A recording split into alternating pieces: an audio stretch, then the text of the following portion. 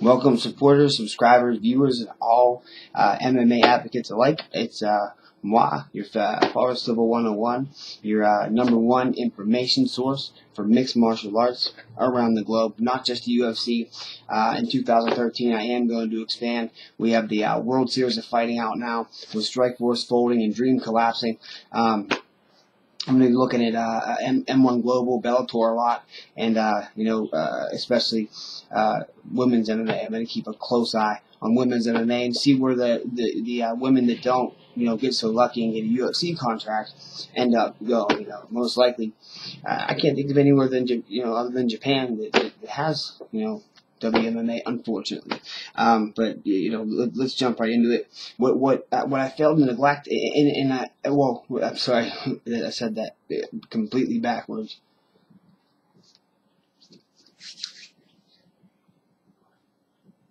What I failed to touch on, or what I completely neglected, I did get into great detail a couple times about the importance and the star-studded and the talent stack. I mean, we got two former champions here, one of which, in BJ Penn, was champions in 2 divisions, and then there's only 2 men in UFC history that have done that, and that's been Randy Couture in heavyweight and light heavyweight, and BJ Penn. I think he's the greatest lightweight of all time, and he also, managed to capture the welterweight crown as well. So we have champions on the card here. This card is as high caliber as it's going to get. This is UFC's. I mean, this should make up for all the shitty cards all the watered down, shitty ass cards that we got. Anderson Silva versus Stephan Bonner in Brazil. I mean, this makes up for it. I was forgetting in 2013 anyway because of ridiculous resolutions I may make. I always make them, but I break them every single year. It's kind of fun to do. Moving right along, UFC's ultimate undercard is UFC on Fox 4. The number of reasons is ridiculous. I did not realize who it really was on the undercard until I actually took a look, and I'm like, oh man, I really like that guy. I remember watching him fight. Oh, he hasn't fought in a while, and here they are. They're all reappearing back on this card, and this card stylistically, I think for each and every fighter matches up better than I've seen. Off the top of my head, stylistically, these are the best stylistic matchups that Joe Silva. I'm just hats off to Joe Silva. Hats off. I mean, this card is stylistically a dream matchup for. I mean, it might be a nightmare matchup for some fighters, but for us fans, it's nothing but a dream. I mean, this card is talent stacked. There is no, really no. Classic grappler versus striker contest, and there is no Anderson Silva, Damian Maia. There's no clear cut winners. You just know this guy's gonna fuck this guy up. It's not like that. I think the biggest gap there is a 2.5 to 1, and that's BJ Penn is actually a 2.5 to 1 underdog to Alexander the Mauler Gustafsson. But we're not going to get into the main card. We've already done that several times. Maybe touch on it at the end. Make this short and sweet. I did neglect the undercard for quite some time. First off, the updates. LeVar Johnson is out with a groin injury, which is unfortunate because what I was looking forward to telling you all is I don't like LeVar Johnson. I don't believe he's a very well-rounded mixed martial artist. I think he relies on brawn more than mixed martial arts or strategy or anything like that. And those type of fighters just don't do it for me. He just doesn't have any sort of it factor. He's just reminds me of a convict. A convict that's spent the last 5 years pumping iron and knocking people's heads off. And Brendan Schaub, he's known to have a glass jaw.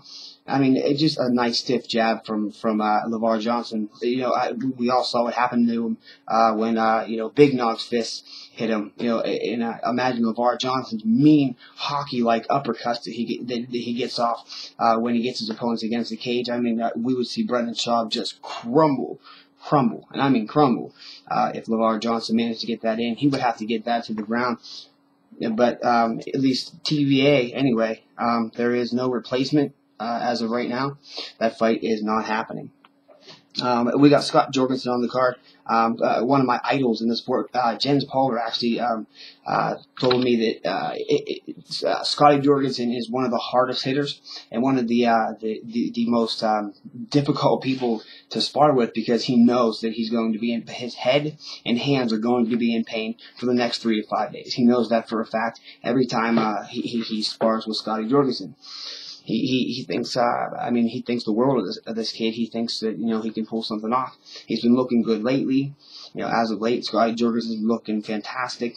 I've always been a fan of Pulver Silva 101. What that name really means is, back in my day, Jens Pulver was the first one to capture the lightweight title in the UFC, and it was all about the sprawl and brawl and how small he was and what he was able to do to opponents that were heavier than him, taller than him.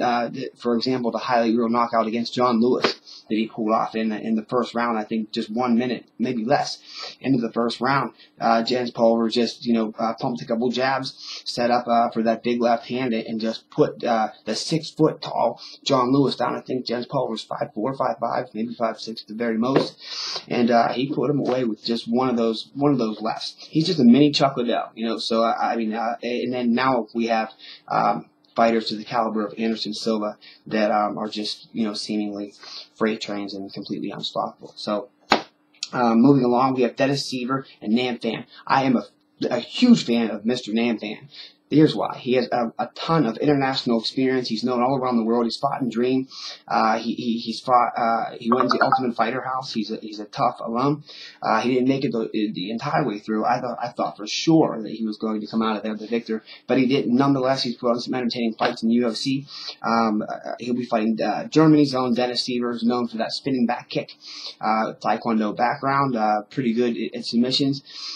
He pulled off a fantastic submission back in 2008.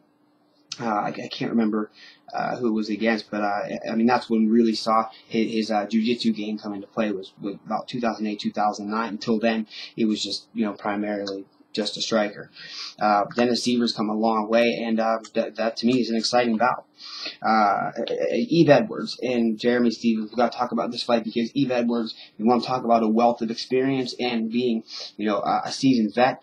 You don't get more experience than Eve Edwards. Well, there are some. Eve Edwards' record currently right now stands at 41 wins, 18 losses, and 1 draw. But that can be disputed and debated. Some fights were held in Korea, some fights were in Japan, some fights were sanctioned, some fights were on Indian reservations. So the guy's actually got a couple different records. This is a scrappy guy, and what he's really, really good at, and I think again, like Joe Rogan said, he would much rather have an experience factor than a youth factor, because what he's really good at doing, and Jeremy Stephens having the youth factor here, and Eve Edwards having the experience and being the seasoned vet, he's good at taking your will away. He's good at exploiting your weaknesses and then making and capitalizing on his spectacular Muay Thai. Eve Edwards, I think, should be able to pull this off. Jeremy Stephens, the epic uppercut, where he actually runs into it. It looks like how girls throw softballs, like how they pitch softballs. He wound up and threw an uppercut, and it was Junior Dos Anjos that was the victim of that brutal uppercut. But since then, he's joined, I think he's a Jackson fighter now, and he fought Melvin Gillard, and going into the fight, everybody thought they're going to stand and bang, someone's just going to stand and trade till someone falls. Bang, bang, bang, bang, bang. Well, it was very, very boring. He went to a 3-round decision, and I wouldn't watch that fight again to analyze it, not to tell you about it. It was just, it was terrible. It was a terrible fight. But, that's one fight. That's only one fight that I can give you off the top of my head that Jeremy Stephens did not entertain me. So, again, I got to go with Eve Edwards, but Jeremy Stephens and Eve Edwards definitely make for. Look, this is still the undercard. We're still on the 3rd fight. This is only the 3rd fight, so already we're going to be entertained. Coming up next, we got having a hard time with his last name, Michael Chisia. he was on the Ultimate Fighter. I believe he did win the Ultimate Fighter, and after I think he won by submission the Ultimate Fighter. He was on Team Liddell. That was Court McGee. I'm not quite sure. He was definitely on Team Liddell. I know that. He was on Team Liddell. He has a perfect 8-0 record, and he's big for a lightweight, and his only fight in the octagon, like I said, was was a finish, and it was a technical submission. So let's move on to his adversary, and another hard name to say. So we have the battle of the hard last names. Right now he's fighting Marcus Levasseur. Marcus Levasseur is 22-6. He's a wrestler. He great scrambles. He's great at taking people down and slicing through guards and holding people, kind of like a GSP type style. Just definitely, certainly not to that caliber, but just you get my drift. So we got that fight to look forward to. Let's see here. He's won the last 4 out of the. He's 4-1. He's won 4 of his last 5 fights, and his only loss was to actually Cody McKenzie, the McKenzie team. What it is a guillotine, and instead of hooking your hands together, the gable grip, you actually flip your wrist down, so you make sure that you push on both. One carotid artery is already blocked, but the other one is being pushed on extremely tight, so they go to sleep nighty-night, pretty much just like that. He suffered a loss to the McKenzie team. For him, Mike Swick. Just getting in the main card, again, like I said, we might touch on a little bit. Mike Swick had a 2.5-year layoff. He came back and showed us fireworks. No one thought that Mike Swick, he fell ill. Unfortunately, Mike Swick is a good guy. He shows, he does a lot of work with the Marines and the Army and the Armed Forces. And Mike Swick, he never, really, when he fought Dan Hardy, I felt really bad, for him in that fight. It just didn't seem like he was prepared, and it seems like that with a lot of AKA fighters. Ask Josh Koscheck, it sounds like they're a bunch of dicks, over at AKA. But I really like. There's something about Mike Swick that I really like. There's something about his character that just that I like. So I'm going to take Mike Swick. He's phenomenal after 2 years in playing 6 degrees of separation. Mike Swick. We're just talking about GSP. This Marcus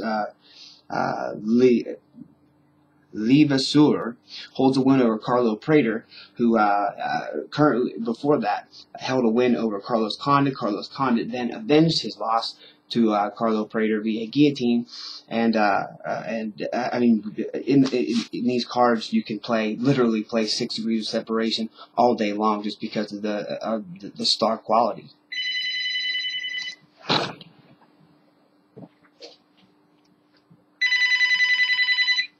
Hello? Hello, who's this?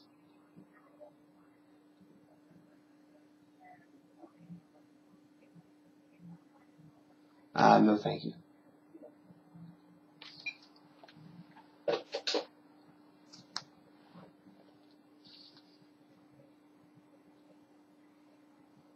Yeah, UFC on Fox 3, Mike Swick comes out, and in the first round, it takes him a little bit to warm up, not too long, about 3 minutes. I think he stole the round at the end of the first round, and second round comes out, kapow, DeMarcus Johnson hits the fucking canvas. It is a knockout, not a technical knockout, not a referee stoppage, not a doctor stoppage. No ground and pound needed. It was a fucking knockout. After a 2.5-year layoff, he fights someone with a name, someone with star power. This whole card is our names. We have names galore on this entire card. We're just now nipping the bud of the main fights on the card, and he knocked DeMarcus Johnson the fuck out. UFC on Fox 3. Let's see if he can do the same against Matt the Immortal Brown. Matt the Immortal Brown, I feel his pain, man. This guy suffered. You can tell that this guy's been through some shit in his life. Matt the Immortal Brown. currently stands with a record of 17-11, which is not that pretty to look at. But I mean, look at Nam Fan. He's 18-11. Randy Couture, I think he went down. When he retired, he was 19-11. So I mean, records really don't mean shit. We'll get to that just a little bit more in a second, because I talked to an oddmaker the other day, and he has a 2.5 to 1 spread on one of these fights, and one of the reasons that he made it 2.5 was because of someone's record. That played that much of a factor. To me, that makes no sense. I don't think records really say too much unless, it's against a high caliber opponent. I mean, if you're talking GSP, Anderson Silva, Jose Aldo, Uriah Faber, John Jones, JDS, Cain Velasquez, you lost all those guys, then you're fucking perfectly fine. Me, I'd lose to anyone that obviously I would lose instantly to anyone that's ever signed a UFC contract. Matt the Immortal Brown, we got 2 strikers here, and he can hold his own on the ground. He had an excellent year in 2012. He went 3-0 with 2 knockouts and 1 unanimous decision win. So that's cheers to Matt Brown. Next up we have Gustafsson and Penn. Gustafsson and Shogun. And Gustafsson and Shogun was what I was talking about, what I alluded to earlier about the odds maker making the odds 2.5 to 1 because of BJ Penn's poor record. Now, BJ Penn, hands down, the greatest lightweight of all time. He had a crazy stage where he actually fought heavyweights. He fought Lyoto Machida at heavyweight in K1. That's actually the reason why he vacated the UFC title and went over to, I believe it was in K1, Holland, Japan, Korea, somewhere like that, somewhere crazy. And I think BJ Penn weighed in like 173. And I think for that fight, Lyoto Machida weighed in at 211 pounds. And he fought him to a decision. I mean, BJ Penn went through this crazy stage where he would fight anybody. And, that's where a lot of those draws and unfortunate losses come from.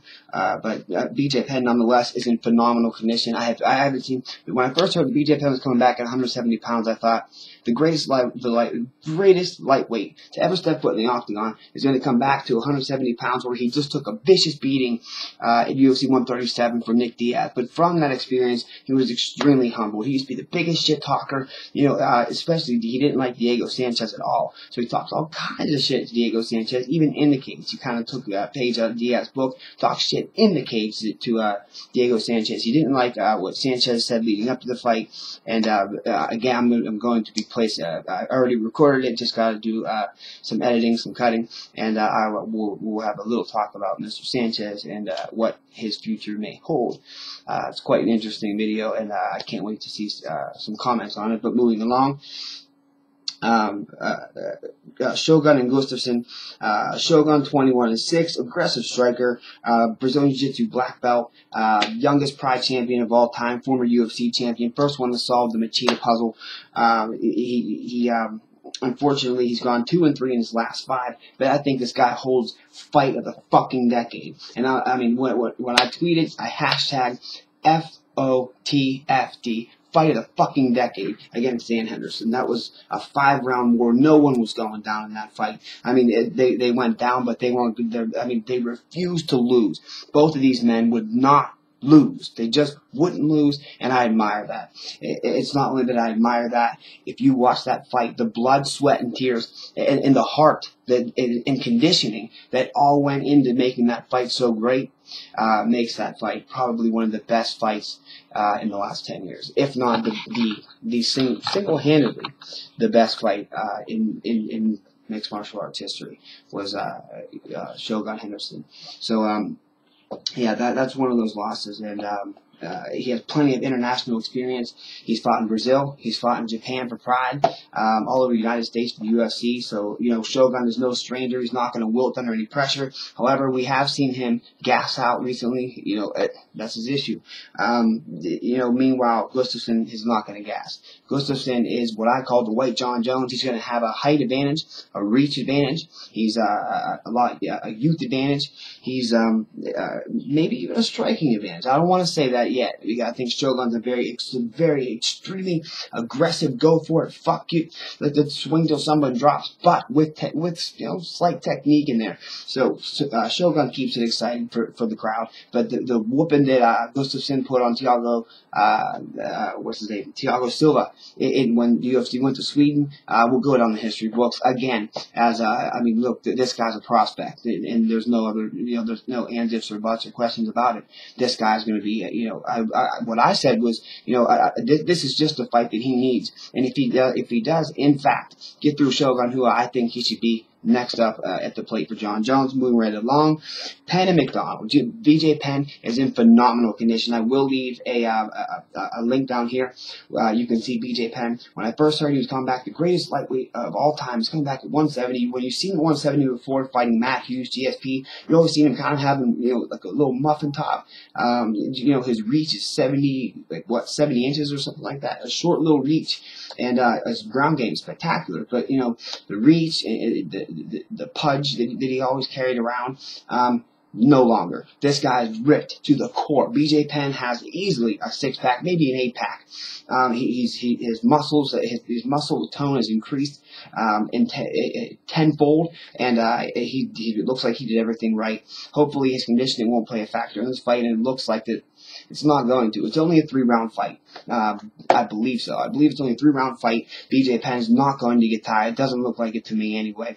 I will post a link. Look at BJ Penn. He is in tip-top peak physical condition, especially for his age, and he's making 170 easily. The main event, there's not too much to say about this, and here's why. I'm sorry, BJ Penn and Rory McDonald. Rory McDonald, 13-1, 23 years old.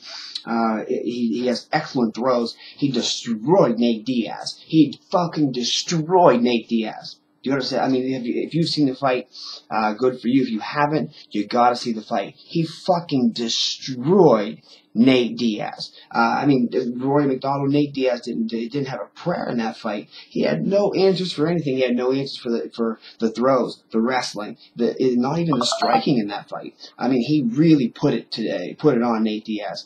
And you didn't hear any, we got ripped off from the judges or anything like that from Cesar Gracie when that fight was over. That was a clear-cut win, and it was quite an ass whooping, and a great learning experience for Diaz. He fought Dong Young Kim, moved back to lightweight, had a perfect flawless 2012. Now he's fighting for a title, and now we'll talk about that title shot. We're going to talk about that title shot really quick. Hence, Benson Henderson, 16-2, one loss coming early on in his career. The other loss, of course, coming from Anthony Showtime Pettis in the last WEC featherweight title fight, or lightweight title fight, where in the 5th round he busted out the super kick where he ran up the cage, spun, caught Benson Henderson flush on the jaw with a kick, and ended up taking the title. When it was time to unify the title, Frankie Edgar was bidding for a rematch. So, but unfortunately for Pettis, he was out of the picture, out of the title scenario. And Benson Henderson stepped up, got a fight with Frankie Edgar, beat him the first time. I feel Frankie Edgar clearly won the fight, 3 rounds to 2, maybe 4 rounds to 1 in the second fight in the rematch. It was a split decision win. Nate Diaz sits at 16-7, and Nate Diaz has had again a flawless 2012. All of his fights, talking Origami. He starts off with Gomi, formerly one of the best lightweights in the world, especially at stand-up, especially at boxing. He boxed up, he dropped him within the first 60 seconds. Gomi was so desperate to get off the feet with Diaz, he actually shot him for a takedown, which ended up being a huge mistake. Nate Diaz acted like he was setting up for a triangle. When he went to answer the phone to defend the triangle, he flips Gomi on his back and pulls off a straight arm bar, gets the tap, and taps out Gomi, just like his brother did back in Pride, Shockwave 2007. And then we go to the Donald Cerrone fight. Donald Cerrone is a highly touted striker on his feet. He's had kickboxing, a former kickboxing fighter, just straight kickboxing, excellent Muay Thai, solid groundwork, solid jiu-jitsu. Wrestling has room for improvement. But, the guy standing up, supposedly should beat Nate Diaz easily. Nate Diaz is Brazilian Jiu-Jitsu. At the time, he wasn't a black belt yet. He was still a brown belt under Cesar Gracie. But again, like a brown belt under Cesar Gracie is like, is a red belt under anyone else, the highest level black belt under anyone else. So, Nate goes in there, sporting a brown belt, and comes out without taking the fight to the ground once. In the first round, it was very apparent what he set the pace early, found his rhythm early, found his reach early, and Donald Cerrone, when they went to touch gloves, there was no touch of gloves. There was just one of these to Nate. Nate took that and ran with it and showed Donald Cerrone what fuck you really means. Boxed his fucking head off for 3 rounds, and going into the 3rd round, Nate didn't give him one of these. He gave him the double guns and went on to beat him down some more and win a easily won unanimous decision victory. Moving on to UFC on Fox 3, the main event slot, he managed to get in New Jersey against hometown hero Jim Miller. Jim Miller had never been stopped. He had about 25 professional MMA fights at that time. Nate Diaz goes into again dangerous territory, just like he did at Marcus Davis with Marcus Davis. And if you want to view the Nate Diaz versus Marcus Davis fight, it's one of my favorite fights to watch. I mean, he absolutely abolished Marcus Davis. And if you want to watch that, you can go ahead and go to youtube.com/PaulVersilva101, and it'll automatically start to play. That is my YouTube channel, and that's my featured video for this month.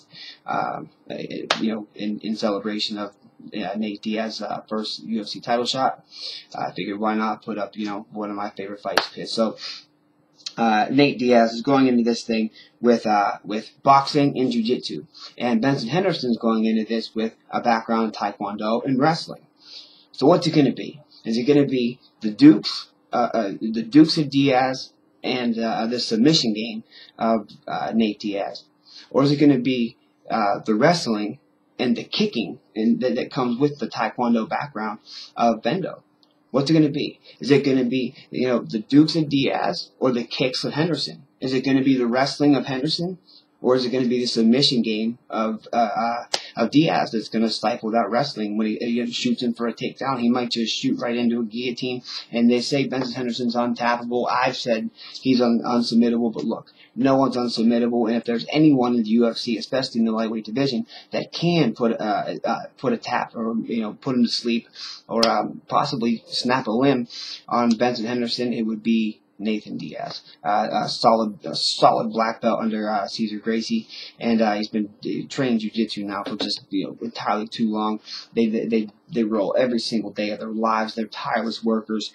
I would give the cardio issue easily to Nate Diaz. I would give the punching, the boxing to Nate Diaz, the wrestling to Bendo.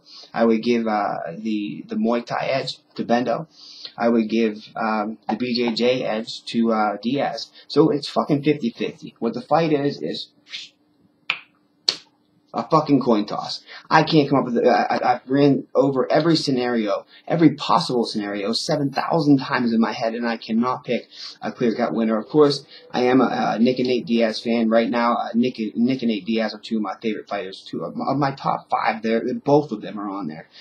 Little Machida, John Jones, anyone that puts on a spectacle, anyone that puts on a spectacle, anyone that really shows something that the other fighters don't have. Anyone has a signature style. Showtime Pettis has a signature style. Jose Aldo, Anderson Silva, John Jones elbows, just things like that. Anthony Showtime, Pettis' kicks, his off-the-wall kicks. Nate Diaz boxing, Nick Diaz boxing, Yoda Machida's style in general. These are the things. Kung Lee, you want to talk about signature style. So these are the things that really attract me to fighters and make me want to watch them. But let's wrap this video up. It's gone entirely too long. I really meant for it to be short. Instead, it went long. It went way over what I meant for it. Went way over the expected time. Paul Versilva 101. Hit the subscribe button, like the video, and comment on the video. Take care of each other, guys, and I will see you UFC on Fox 5.